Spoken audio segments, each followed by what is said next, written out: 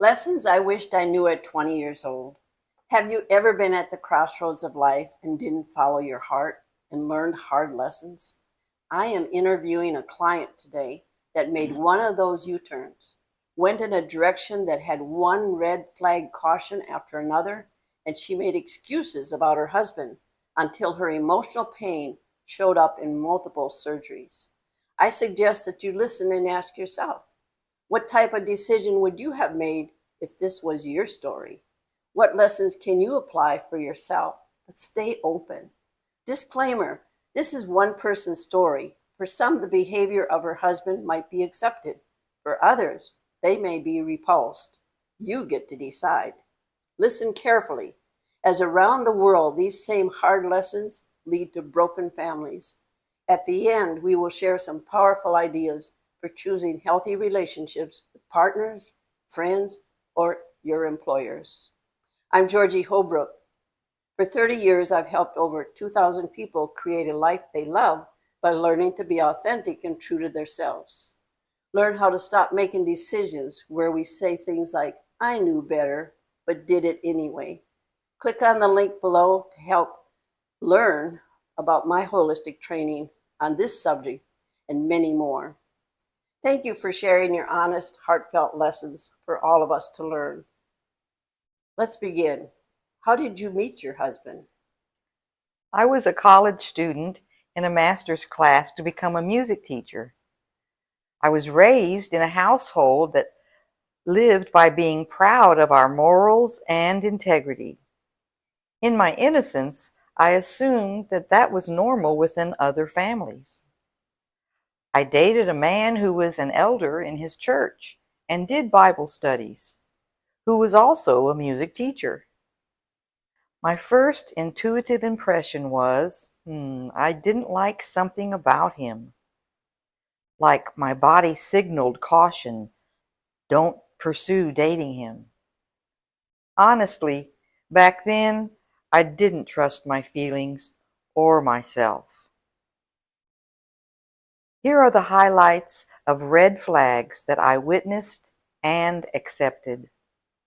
I ignored my intuition and dated him anyway. On our third date, he took me to an X-rated movie, and afterwards, I did not tell him how disappointed I was in his choice. I made excuses for his poor choice silently in my mind. He invited me to his family home and invited me to read articles from his father's Playboy magazine. I thought it was disgusting, but was unable to share my feelings. Looking back, perhaps I was afraid of saying something that would cause him to get angry at me or discount me. We continued dating. I ignored the original red flags. Surely I can change his focus and behavior. The biggest lesson I learned, looking back, I can't change anyone but myself.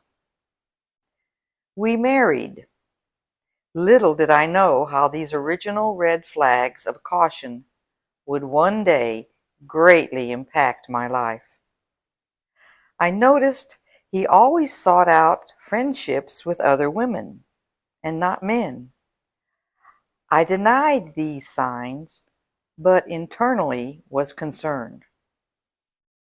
He was a music teacher for 11 to 14-year-olds for about 8 years. Then, days before the next school year, he announced to me he had to quit. The little girls were sexually stimulating his imagination. We had just had our first child 2 months earlier. Now I got very concerned, but I did not have the courage to challenge him with his behavior or insist that he get help. He took a job with a Christian-based company for about 6 years. Then Valentine's Day came. He couldn't control himself before we went out to eat, and announced he had been having an affair with a lady from work. Secretly and regrettably, I had anticipated this coming, but stayed frozen in denial. I was angry with myself and very angry at him. We got in Christian marriage counseling. After a year or so, he said he was healed and quit counseling. I'm Georgie Holbrook. For 30 years, I've been helping people move out of hurtful health and lifestyle suffering and find what brings them joy. We all know people that sacrifice themselves and live in tough situations. Click on the link below to learn more about my training. After he left marriage counseling, did he improve? No, his behavior got worse.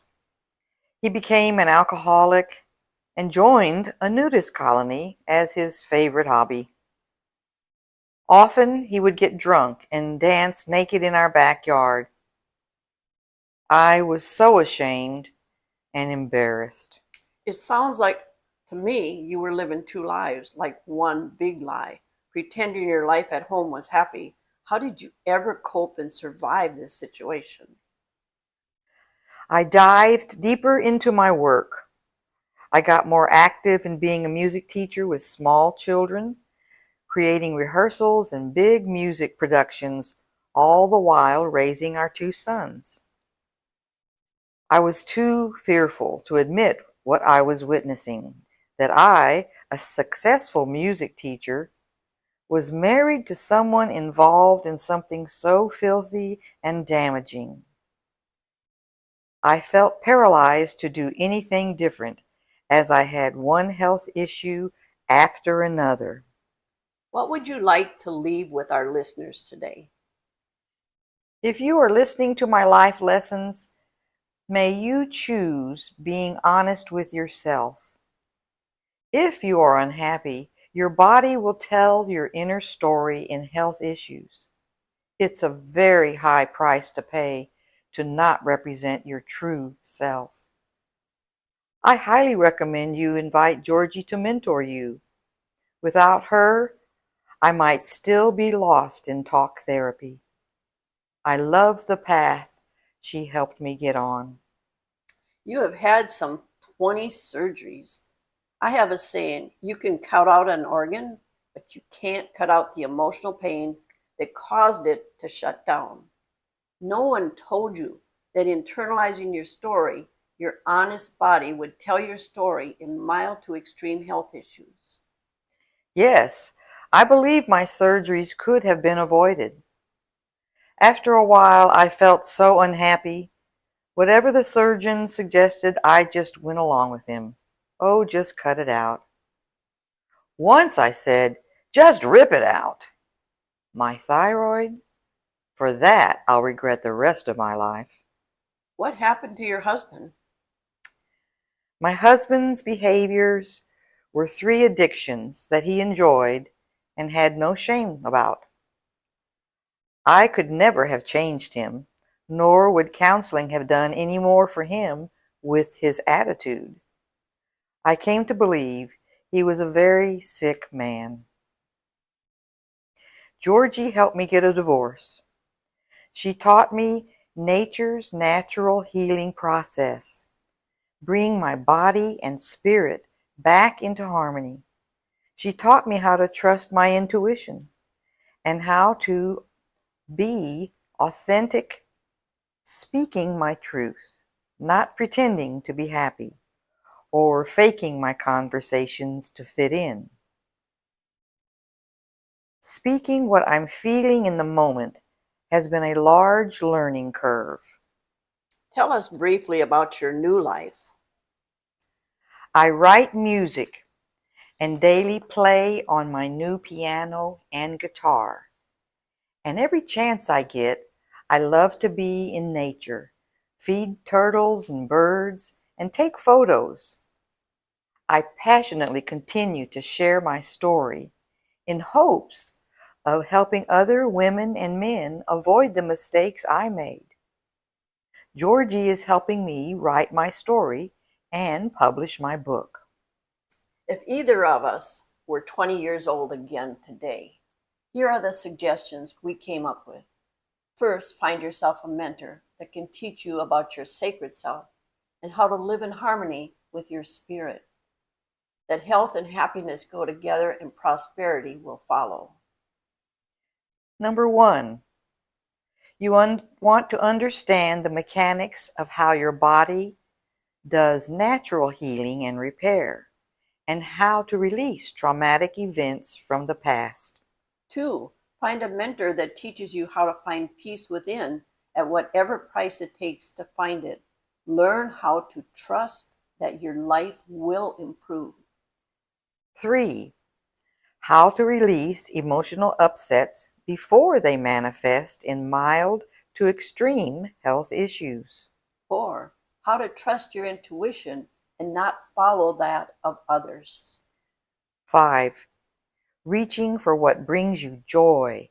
Find your true purpose and passion in life. 6, never ignore red flags and learn ways to recognize them. 7, speak your truth. Learn to be kind and not have to be right when communicating with others. 8, step out of generational thinking and beliefs. Learn what being authentically yourself really means. Non-negotiable. Having high integrity and boundaries around your sacred body and mind. 9, take seriously the marriage vow. Until death do us part. Can be applied to anyone at any point of our life.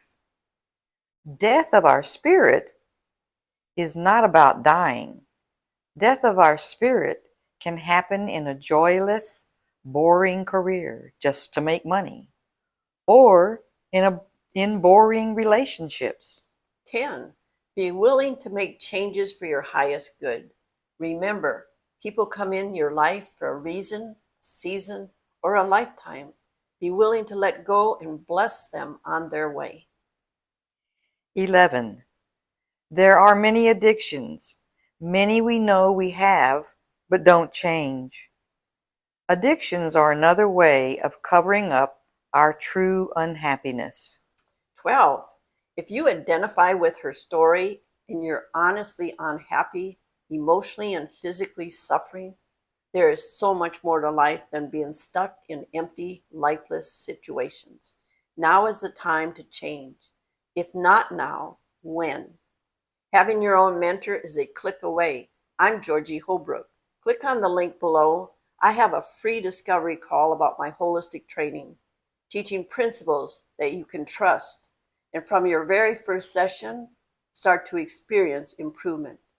As I tell clients, the life you save may be your own. I will be honored to help you thrive and proudly love, living true to yourself. From both of us, we send you joyful blessings. Thank you for sharing this video. Together, we can make a difference in our world. We can prove it.